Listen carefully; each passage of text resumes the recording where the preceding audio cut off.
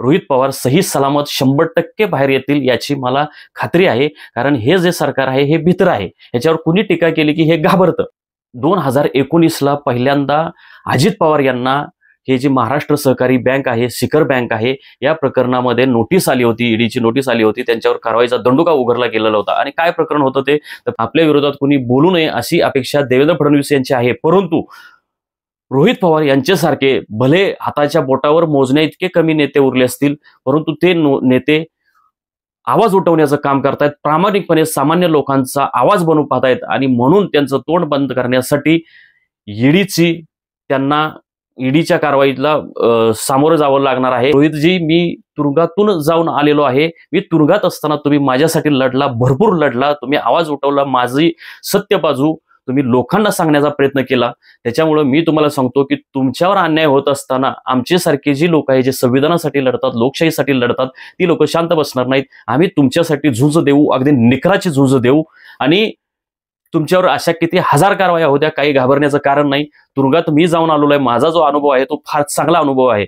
आपण तुरुंगात गेल्यानंतर महात्मा गांधी असतील, पंडित जवाहरलाल नेहरू असतील, साने गुरुजी असतील, आचार्य अत्रे असतील, अशा महान लोकांच्या, महान पुरुषांशी आपण त्यांच्यात पंक्तीत जाऊन बसतो। अगदी शिवाजी महाराजांना सुद्धा कैद केलेली होती। म्हणजेच रोहित पवार यांना जर या सरकारने तुरुंगात घातलं तर तुरुंगातलाच मोठा भ्रष्टाचार रोहितजी तुम्ही बाहेर काढाल ह्याची मला खात्री आहे। तुरुंगात कशा प्रकारचा भ्रष्टाचार चालतो, तर कारण आम्ही संविधानासाठी, लोकशाहीसाठी लढणारे घटक आहोत।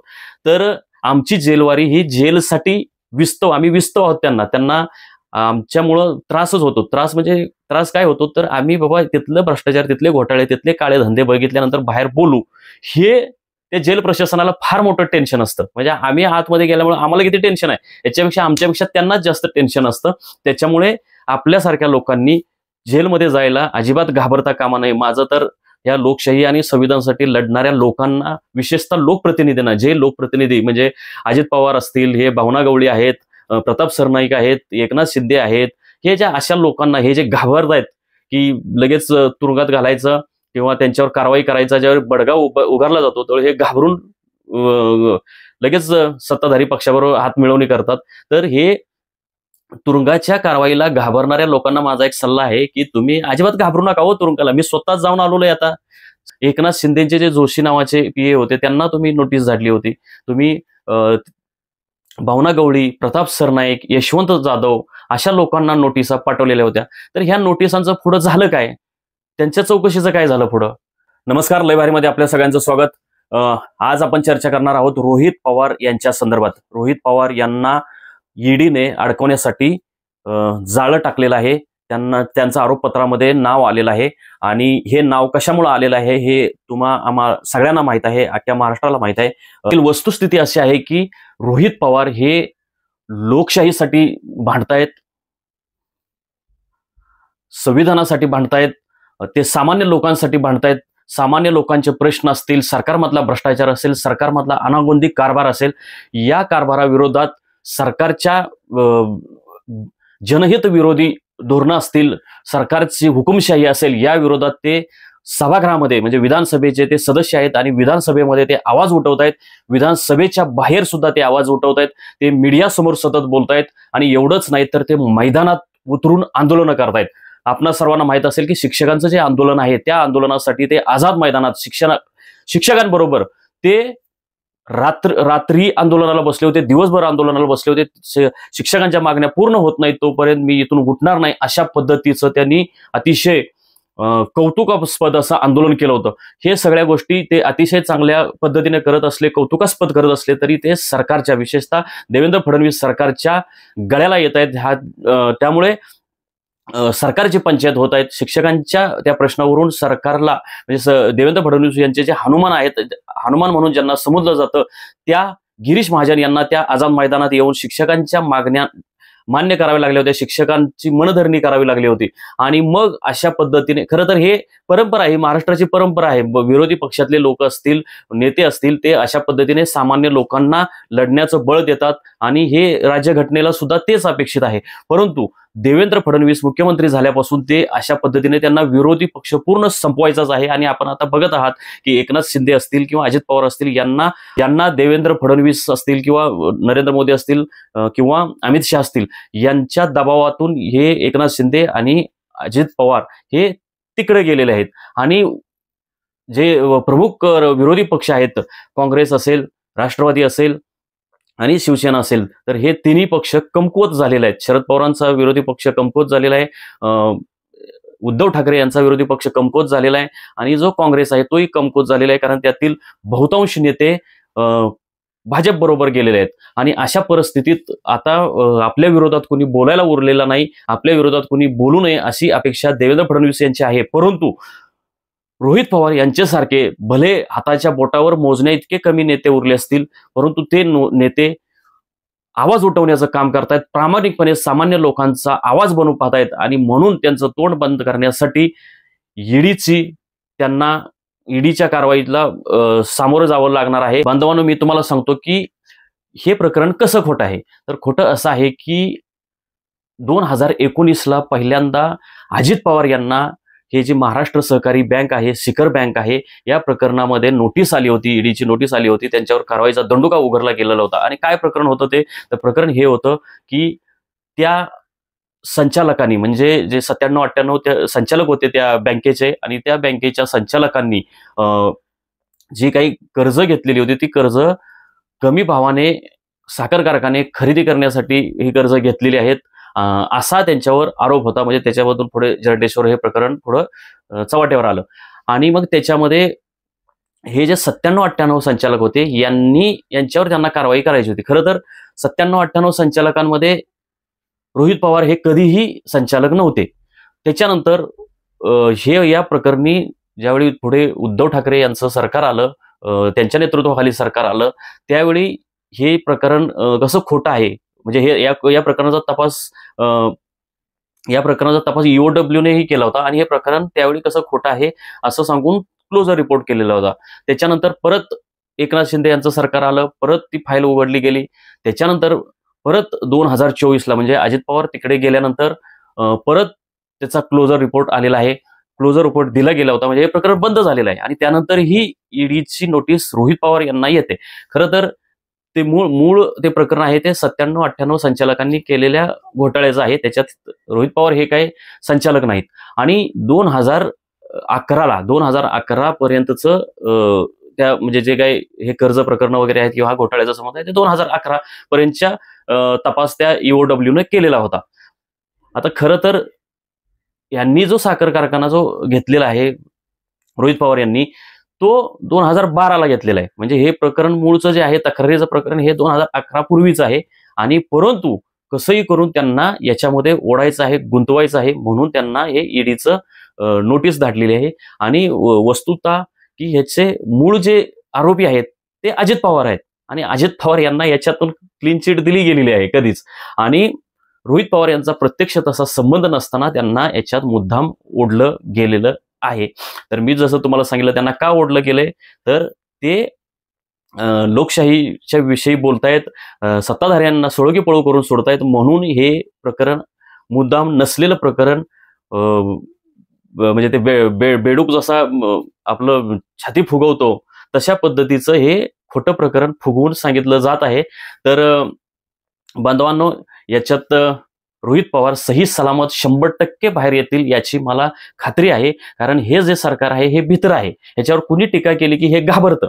खरं तर हा लोकशाहीतला अधिकार आहे, प्रत्येक नागरिकाचा अधिकार आहे आणि लोकप्रतिनिधींचा अधिकार तर आहेच आहे. आमच्यासारख्या पत्रकारांचा सुद्धा हा अधिकार आहे की सरकारवर टीका केली पाहिजे, सरकारला कोंडीत पकडलं पाहिजे, सरकारची खोटी जी काही प्रकरणं असतील ती चव्हाट्यावर आणली पाहिजेत, हे आमचं कामच आहे.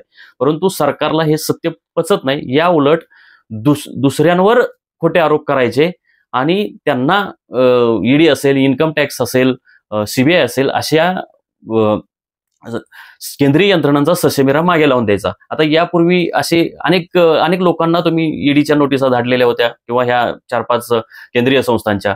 एकनाथ शिंदेचे जे जोशी नावाचे पीए होते त्यांना तुम्ही नोटीस धाडली होती. तुम्ही भावना गवळी, प्रताप सरनाईक, यशवंत जाधव अशा लोकांना नोटिसा पाठवलेल्या होत्या. तर ह्या नोटिसांचं पुढं झालं काय? त्यांच्या चौकशीचं काय झालं पुढं? त्यांना चौकशीसाठी बोलवलंही होतं. मग त्यांचं पुढं झालं काय?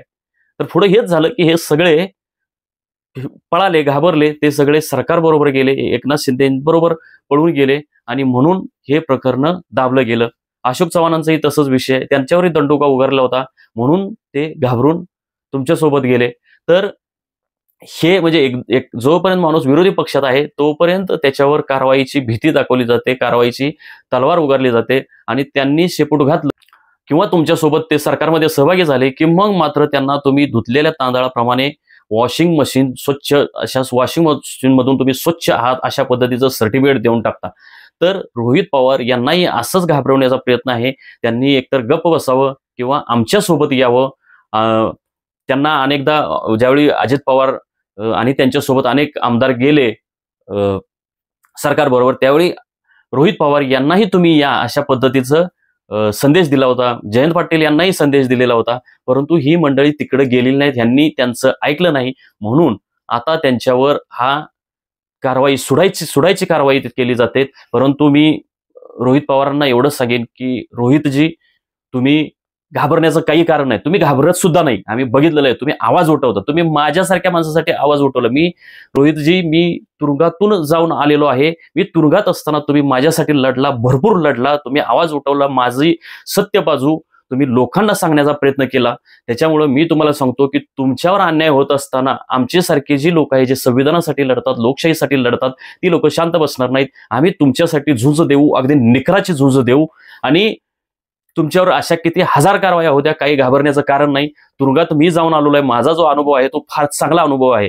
आपण तुरुंगात गेल्यानंतर महात्मा गांधी असतील, पंडित जवाहरलाल नेहरू असतील, साने गुरुजी असतील, आचार्य अत्रे असतील, अशा महान लोकांच्या, महान पुरुषांशी आपण त्यांच्यात पंक्तीत जाऊन बसतो. अगदी शिवाजी महाराजांना सुद्धा कैद केलेली होती.